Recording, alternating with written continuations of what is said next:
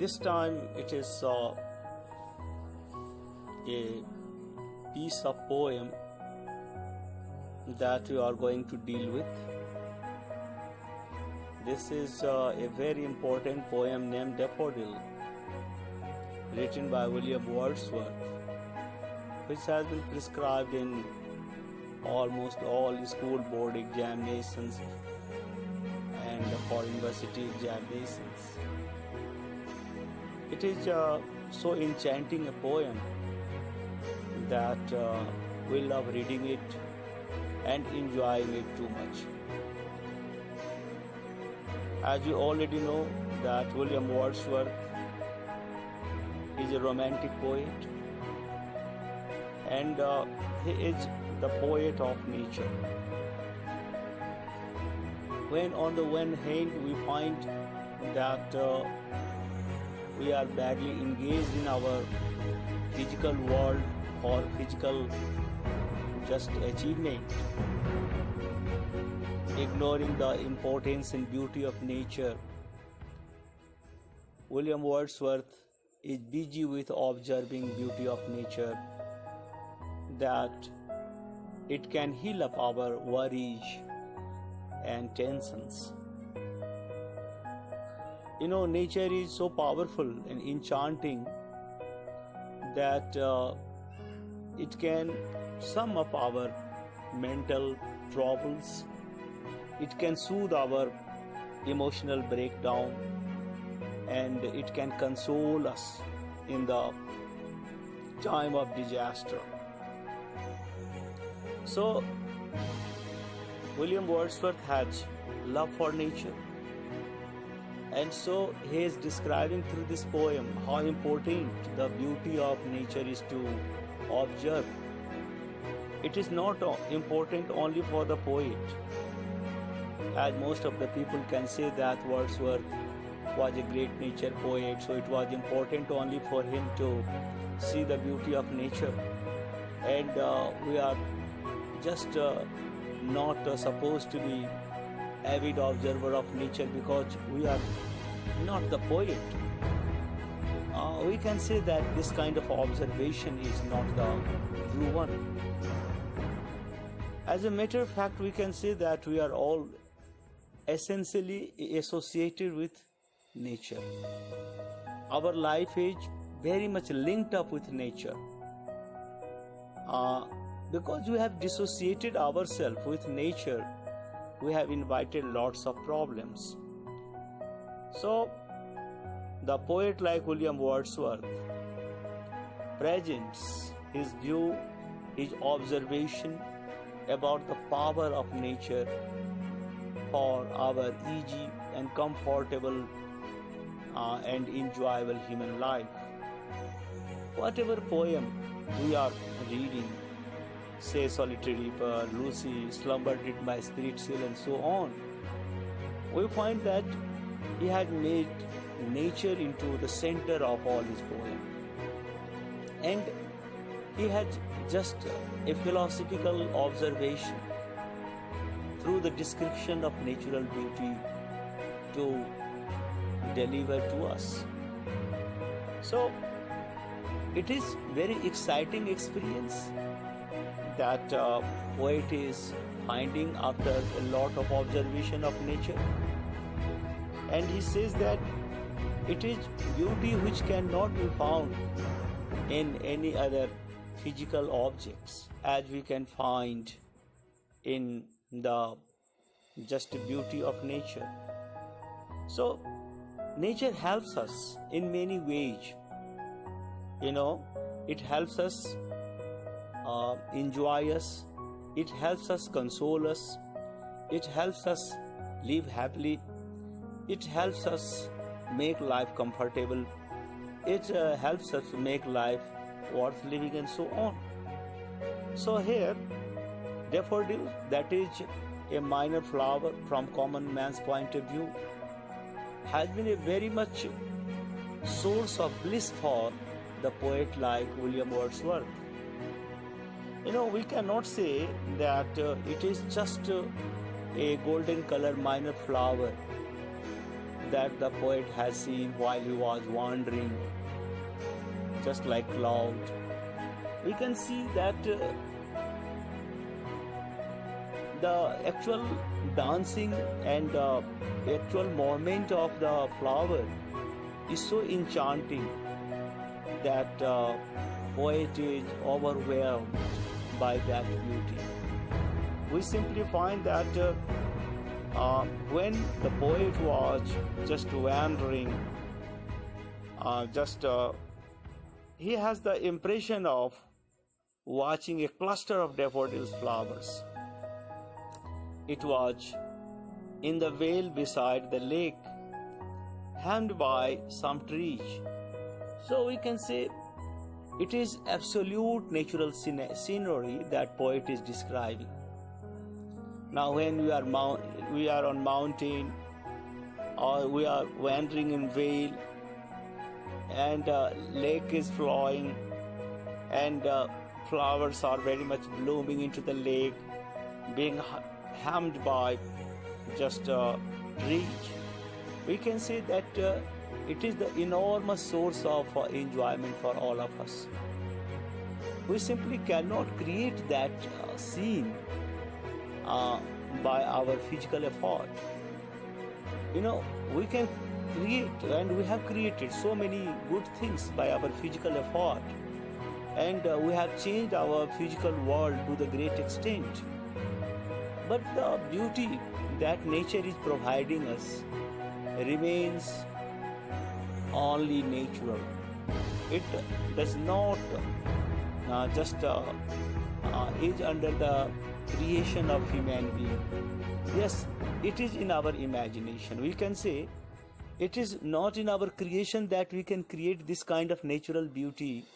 Yes, it is in our imagination that we can just create the best and beautiful natural scenery in our mind to enjoy with. So here it is actually the natural scene that poet is witnessing, and the beauty of daffodils fills his mind and his spirit with joy. It is what the toxic effect of nature is.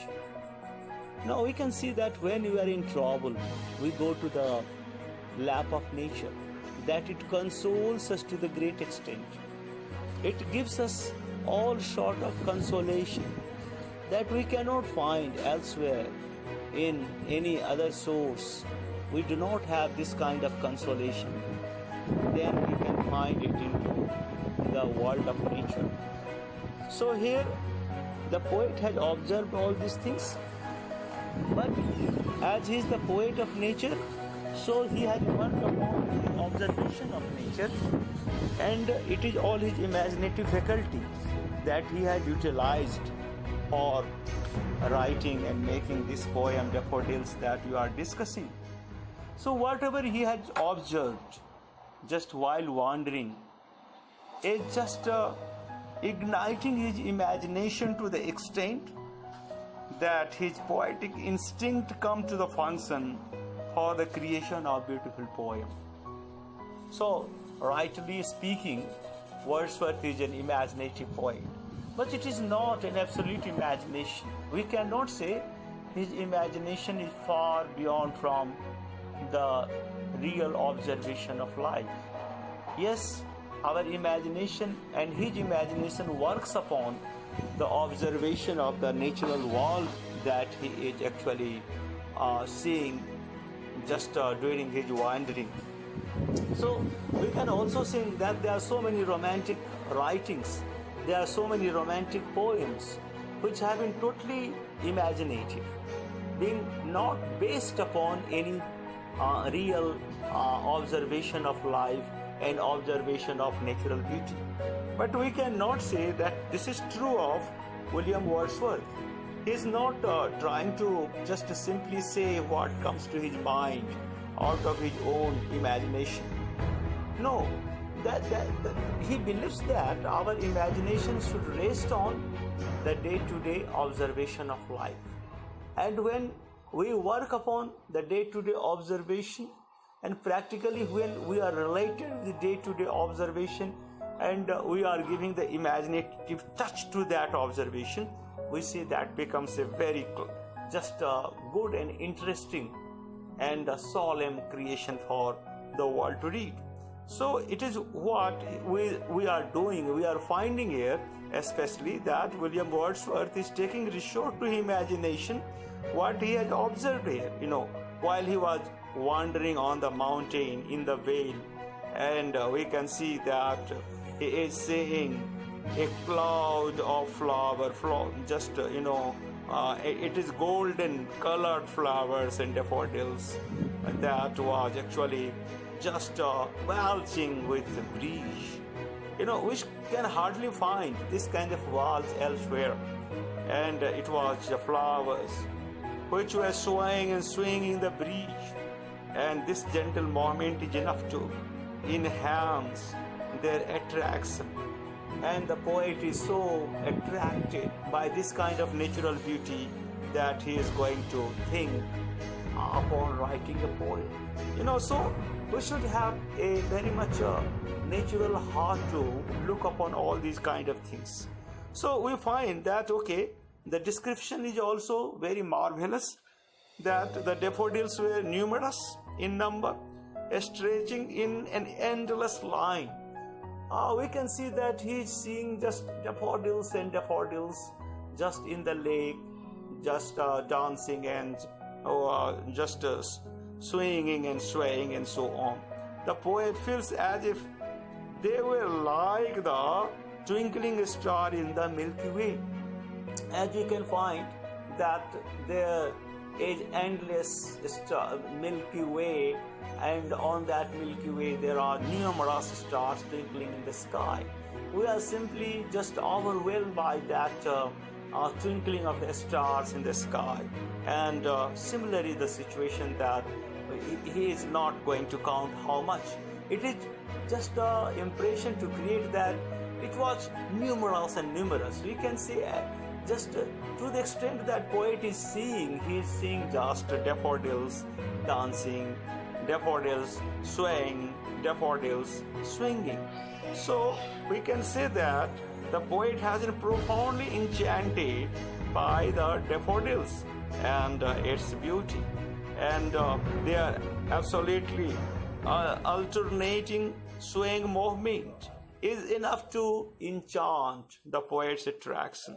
So flowers are in full of life and beauty. We can say that just nature has been personified. It is just a kind of personification of daffodils that the poet has made. We can see that that human quality of dancing and swaying has been attributed to that daffodils. So it is with a view to making daffodils lively, making daffodils as good as a human being is there, or a dancer is dancing with full movement and so on, which unfolds the poetic imagination of William Wordsworth. So the waves in the lake sway too, being pushed by the breeze. And we find that here, on the one hand, it is what we can call daffodils are dancing. On the other end, we can see the wave of lake is also dancing with the breeze. But what does the poet find? Poet finds that the beauty of daffodils was far more enchanting than the beauty of waves. Both are dancing. There are two natural things dancing here. On the one hand, it is daffodils dancing. On the other hand, it is wave dancing. But comparatively speaking, the poet is more enchanted to the dance of daffodils because it is full with life. It is full with just a beautiful movement, and it is always tossing its head while dancing. So we can say that it is just simply golden daffodils, very much imprinting a kind of effect on the eye of the poet that we find here. So he gets enthralled and ravished by their beauty. And the beauty is just so powerful that it acts on our heart and mind. we do not remain just ourselves when we are seeing the beautiful thing as the dancing of daffodils here and some other natural beautiful things. Even the beautiful thing is created by nature. It is natural creation. It is very much natural. It is divine. Beauty is always divine, and so it has been able to cast its effect on our hearts and mind. So now, what is the effect of all these kind of things? It is not for the time being that we can say natural beauty is acting on us. We cannot say that till we are in a company of the nature, we are just very much finding the impression of that natural beauty. It is always very deeply imprinted on our unconscious mind that it remains for years. And it is not only that time only that it has been just giving us pleasure. We are not simply pleasant when we are watching it. We are always pleasant. It is so powerful. It is so what we can call long lasting that it never lasts. And you find that in all moods, just where you are sorry mood or you are pleasant mood, and we are off the situation, you are somewhere else, we are sitting in our just couch in the room, in the vacant mood or so on, we are just going to remember that kind of thing. When we remember all the scene of nature, all the beautiful scene of nature, you find that we are equally just enchanted by the same kind of just remembering. We cannot say that here it has only one benefit, that it is just making us pleasant only just in the company of it. It happens with the physical world, that till we are just in vicissitude of that physical world, it gives us certain kind of comfort. But when we are just going away from the artificial things or physical things, its comfort is also gone and lost. But it doesn't happen. It doesn't happen when you are talking about the beauty of natural thing, especially when poet is just in his couch, far away from that scene and place where poet has been wandering. And it is the time gone. We can say every time it is ever just a pleasant experience for us. So nature is just living long. It is always giving us just a long cherished pleasure. And so we can say that it is here just once again the source of imagination for the poet. It never makes us unhappy. In no situation we ever feel unhappy and sorry where we are in company of nature or we are not company of nature. Once we have seen that natural beauty, it is a gift of life, we can say. Nature and beauty of nature is the gift of life that we should enjoy, and we should try to enjoy it. We should always go into the lap of nature that it always provides a certain kind of gift to enjoy. It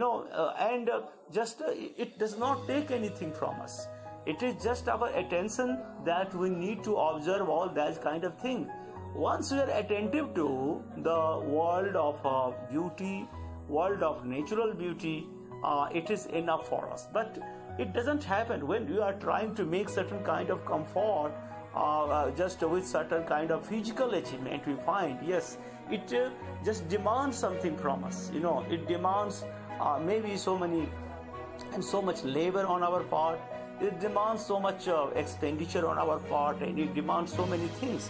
But when we are just trying to get inspiration, we are trying to get enjoyment out of natural beauty, we can say no, it doesn't demand anything from us. It is giving us everything in free, and here there is no give and take relationship or anything that you find. So essentially speaking, we remain natural, we remain simple, we need simple heart, we need a simple imagination to live and enjoy the natural beauty. It is just, if you are going to think much upon just the moment of the daffodils, we should find that we are losing everything, all the pleasure and everything. So it is not the matter of thinking, it is the matter of feeling. We feel ourselves getting pleased, we feel ourselves getting just enjoyed and so on. So it is what the main point and main what you can call part of the poem is, that the poet has tried to present in this poem, and we have very rightly discussed, and we think that next time we are once again going to analyze the poem from another kind of observation and so on. This time we thank you for listening and so on.